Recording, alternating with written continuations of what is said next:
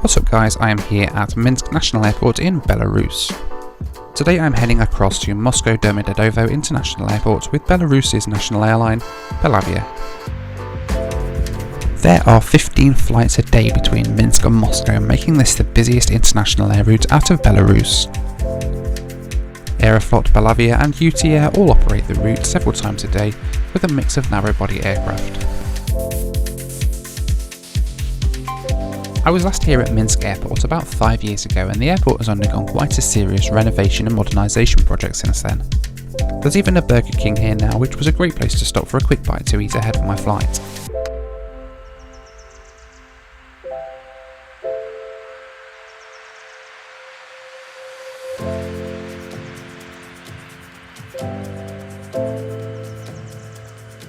Filled up on fast food, it was time to head down to the gate. But first was a passport check to make sure I had all the relevant paperwork in order to get into the Russian Federation. Flights between Belarus and Moscow are considered part of the same area, just like the Schengen area in Western Europe. However, this does mean that they had to check all of my paperwork at Minsk rather than at the other end in Moscow. This was a pretty laborious process, I had to say. I had to fill in about 3 identical forms and then keep on refilling them as I'd made some minor mistakes on the ones before that. It was a little bit of a nightmare, to be honest. But still, I got through in the end and made my way to the gate area to wait for my flight over to Moscow.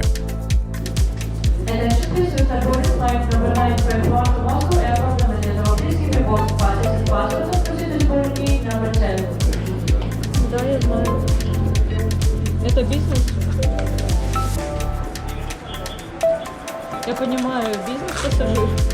Пожалуйста. My ride over to Moscow today was an almost 30-year-old Boeing 737-300.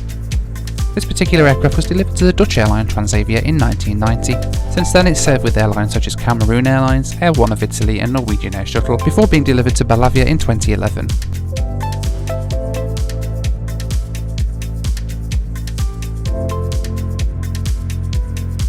Just 11 days after I flew on this aircraft, it was retired from Belavia's fleet and is now undergoing conversion to a cargo aircraft for a Mongolian airline.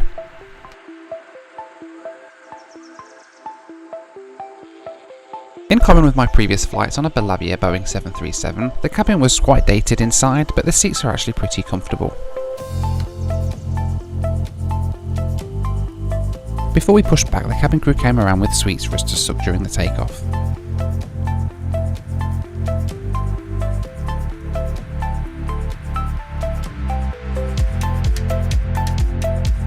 Minsk Airport is currently rated as the most punctual small airport in the world. Today's flight was no exception, and we pushed back right on time to taxi out to the runway.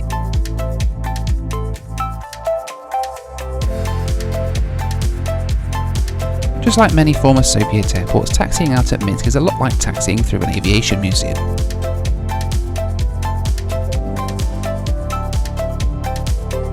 There are a ton of classic Soviet aircraft lining up all along the taxiways.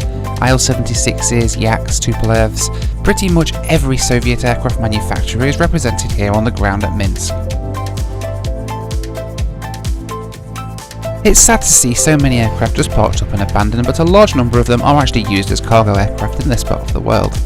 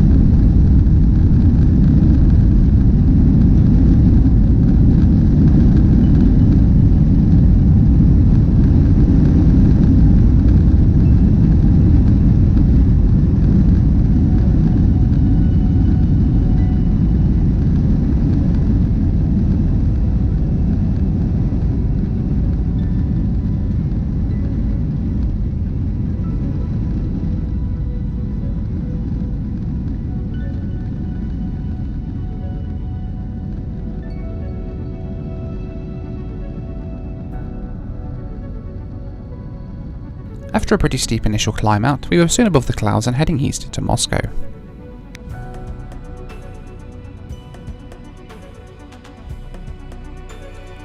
Our route today took us to the east out of Minsk, overhead Smolensk in western Russia, before descending to the south of Moscow and then making an approach and landing to Domodedovo International Airport. Cruising altitude today was at just 29,000 feet and the flight time was 1 hour and 14 minutes.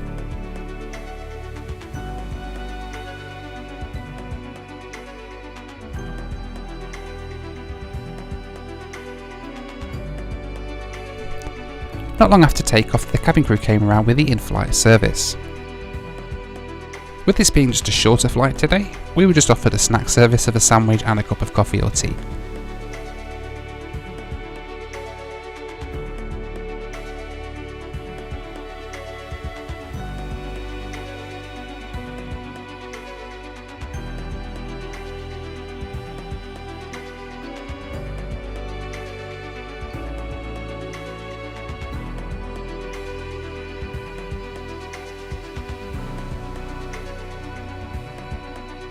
Legroom on these older 737s isn't the best in the world, but it's still fairly comfortable for a short flight like this.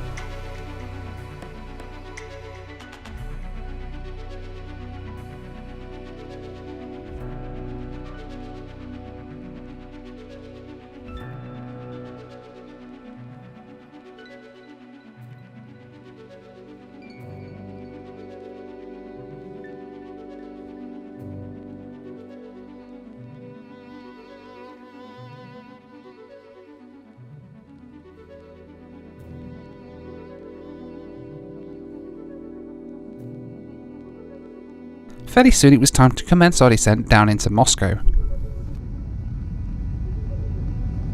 It was a beautiful clear day here in Russia and we got some fantastic sights over the Russian countryside as we came into land at Domodedovo.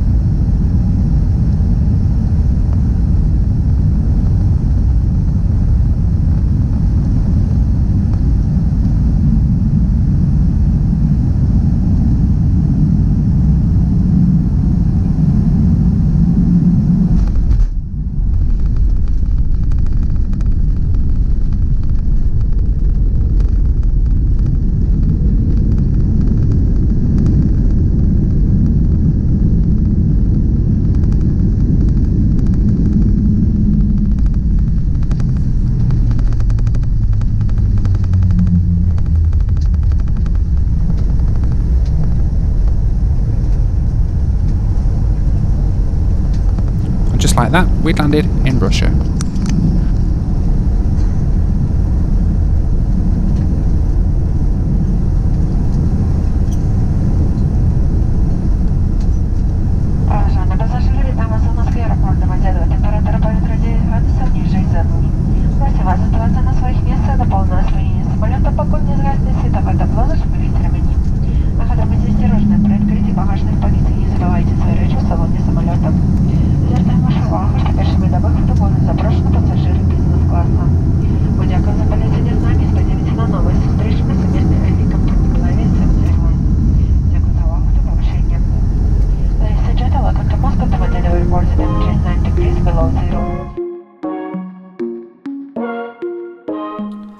There's quite a variety of airlines to see here in Russia, including S7 Airlines, who are Domo Dedovo's largest airline. Check out my trip report with them.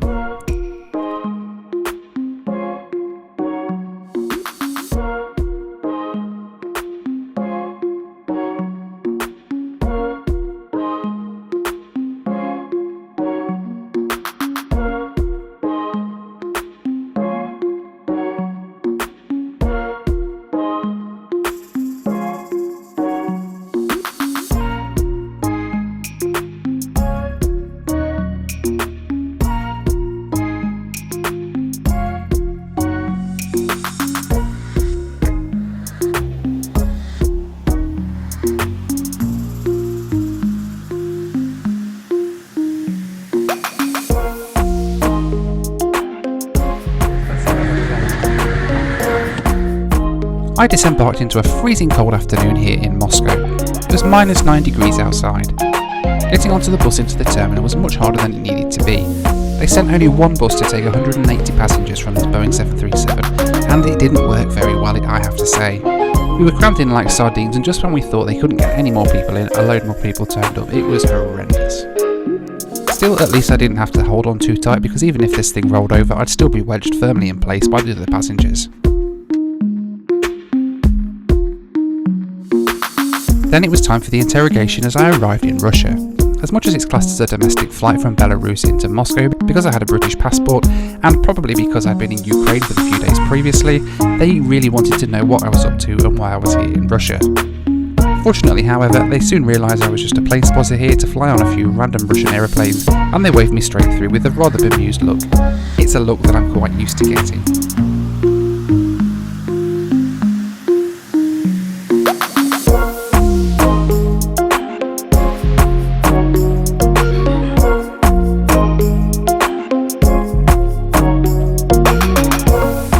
I am here now at Moscow Domo Dedovo Airport after my flight over from Minsk with Belavia, Belarus's national airline, and that was a pretty nice flight. Nice little airline, decent service, comfortable seats and everything. Only a short flight, about an hour and a half. Here in a very cold Moscow now, it's minus 9 and it's due to get colder as well. Thanks very much for watching today's video, guys, really do appreciate it. Take care, and I'll see you next time here on In-Flight Video.